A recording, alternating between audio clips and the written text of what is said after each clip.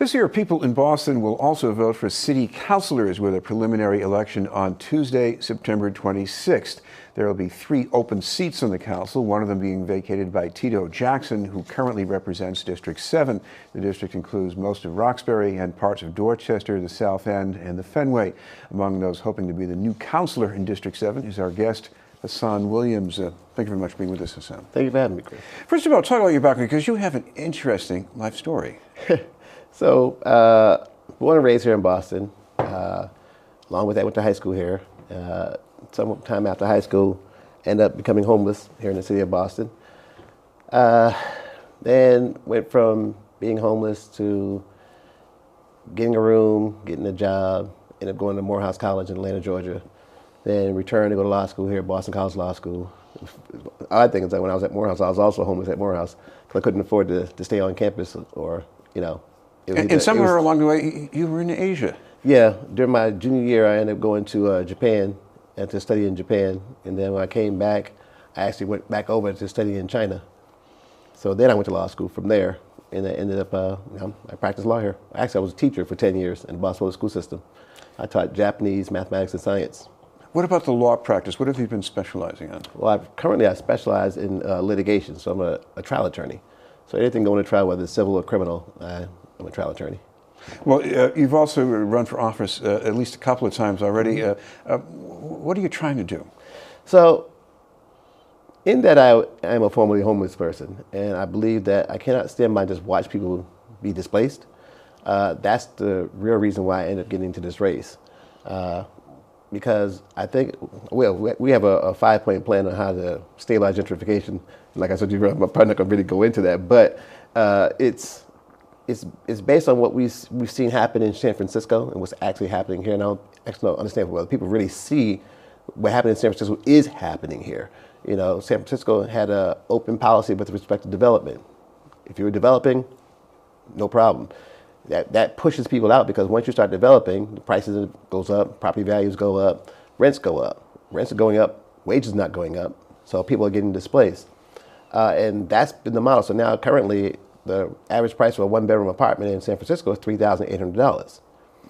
That's where Boston's going. Boston now has a green light on all development. They're pushing development at such a fast pace that the property values, again, are going up.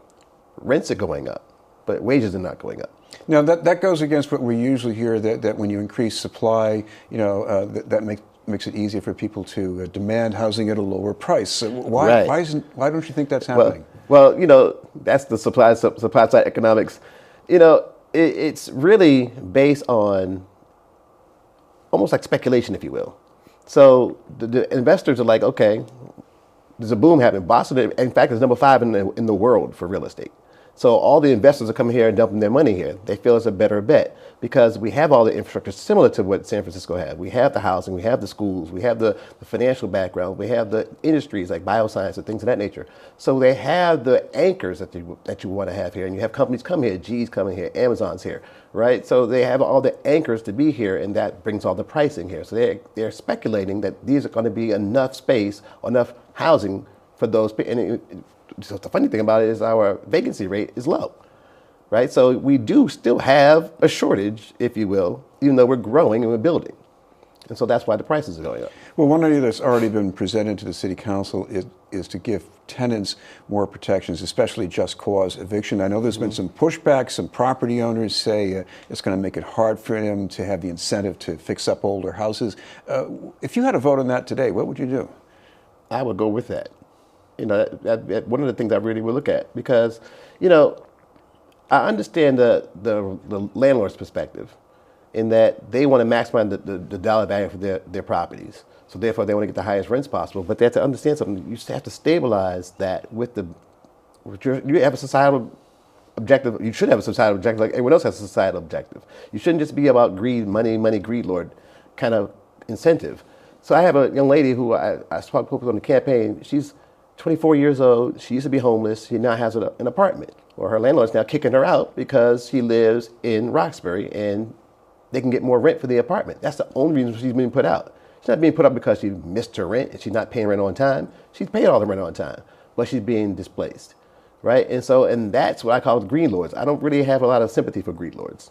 This is BNN News, and we're talking with Hassan Williams, a candidate for City Council in District 7. Hassan, what about the Boston Public Schools, especially the amount of money for the schools? The city is spending more money than the previous year, but at the same time, we hear students and parents talking about cuts and programs. So what do you think should be done? So, I'm a former educator for 10 years in the Boston Public School system. And, the one thing that still stands out to me, and I still will beat the drum for it, is we need to have the structure of all the schools the same across the system. Every school should be a Latin school structure. I remember when Fenway High School was the model. Fenway High School, a small school in Fenway, became the model for the city. Everyone wanted to make a small school because the small school model worked. Well, that's a small school. You cannot change Madison Park High School, which at that time had 1,700 students, to be a Fenway High School, which has 250 students. So I think the school that really should be the model is Boston Latin School, a school that has 2,200 students, that has the expectations, has the structure. When you walk in that building, you're thinking education, you're believing education, you're living education. So why is that model not the model in every single school? Because I remember when I was at the Rogers Middle School during busing, and I keep on telling people there's a movie called Class Act. There's two different worlds in the same school. When I was in the school before busing, I was in the advanced cluster.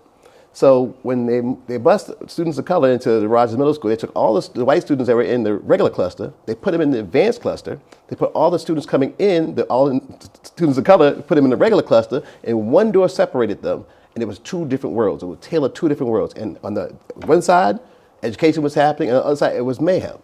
They destructuralized the other side.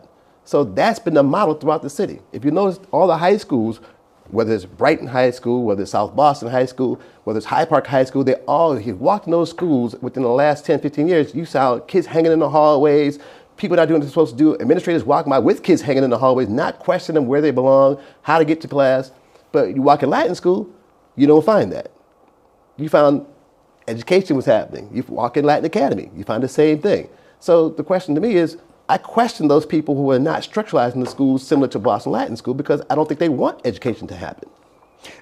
Talk about Madison Park, because do you want Madison Park to be like an exam school in Boston, or maybe like one of the most successful voc ed schools in Massachusetts? Madison Park has the ability to be the most successful voc school in the history of America if Boston Public Schools commits to doing what they need to do there. For instance, I spoke with the folks for the police department and the fire department.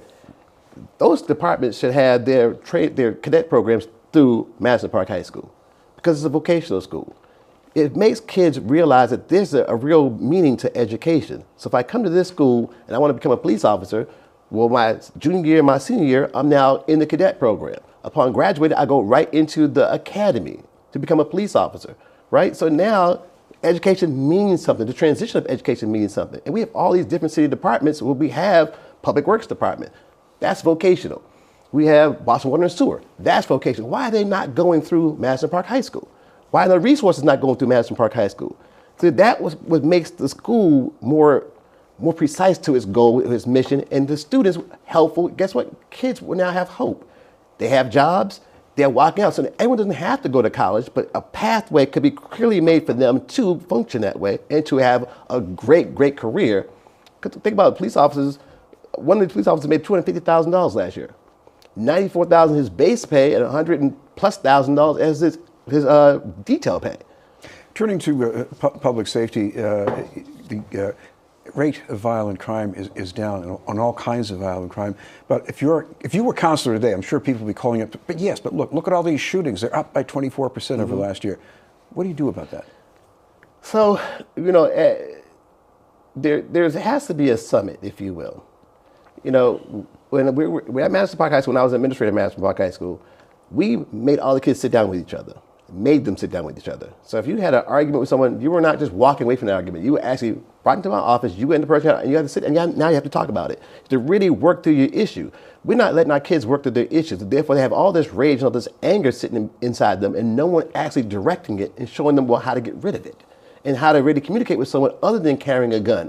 I have I'm a defense attorney as well. Some of my clients get caught with these guns in them, and I say, well, what are you carrying a gun for? I talked to a young man today. What are you carrying a gun for? He said, because I got fear. So what are you fearing? Why are you walking around with fear? No one has taught you how to actually address even the fear that he has. So he thinks that he has to carry a gun. Not that he wants to, he really believes he has to carry a gun. Well, then at Madison, we didn't have those shootings at Madison. We didn't have those stabbings at Madison because we actually had people talking to each other, and they build relationships that way.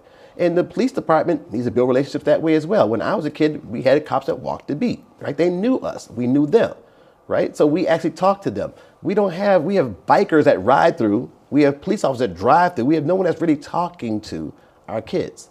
Now, we have some officers that do that on their own. They take their own initiative to get out and they talk to the kids and they get to know the kids. Some folks in the gang unit do that because they actually deal with them every single day. But we need people who do that consistently throughout the day. It's not just on a 1-2 hour period. Throughout the day, there's a police officer talking with people, getting to know people, understanding the dynamics of the neighborhood, and understanding how to help people to communicate with each other.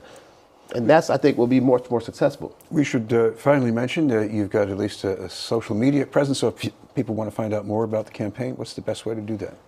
VoteHassanWilliams.com. Great. Is probably the best way. Thank you very much for being with us. Thank you for having me. Hassan Williams, candidate for City Council in District 7.